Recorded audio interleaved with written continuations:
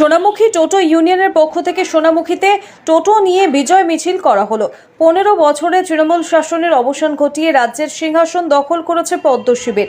সেই খুশিতে রাজ্যের বিভিন্ন প্রান্তেই বিজেপির কর্মী সমর্থকরা আনন্দ উচ্ছ্বাসে মেতে উঠেছেন।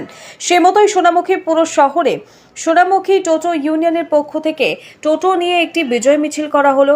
শহরের বিভিন্ন প্রান্তে এই মিছিল পরিক্রমা করে। এদিনের এই মিছিলে উপস্থিত ছিলেন পুরুলিয়া বিভাগ যুব মোর্চার কো-কনভেনার এবং পশ্চিমবঙ্গ রাজ্য যুব মোর্চার সদস্য আশিস ঘোষ, সোনামুখী নগর মণ্ডল সহ সভাপতি অভিজিৎ দত্ত এবং প্রাক্তন জেলা কমিটির সদস্য লালটু সাহা। পুরুলিয়া বিভাগ যুব মোর্চার কো-কনভেনার এবং পশ্চিমবঙ্গ রাজ্য যুব মোর্চার সদস্য আশিস ঘোষ তিনি বলেন, সাধারণ মানুষের মধ্যে আনন্দ উচ্ছ্বাস ছিল চোখে পড়ার মতো। আগামী দিনে রাজ্যের উন্নয়ন করাই আমাদের প্রধান লক্ষ্য। আজকে আমাদের প্রোগ্রাম ছিল, আজকে পশ্চিমবাংলার আমাদের জননেতা মাননীয় শুভেন্দু অধিকারী মহাশয় মুখ্যমন্ত্রী শপথ নিলেন।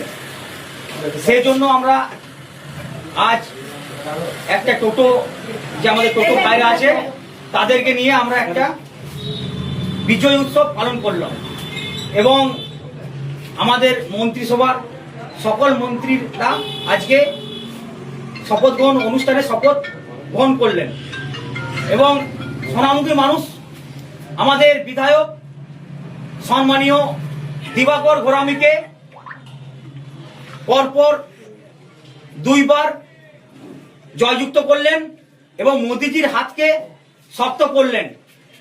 সেই জন্য আমরা এই সমস্ত টোটো ভাইরা এই সোনামুখী শহরে, পুরো শহর জুড়ে আমরা বিজয় উৎসব পালন করলাম টোটো নিয়ে।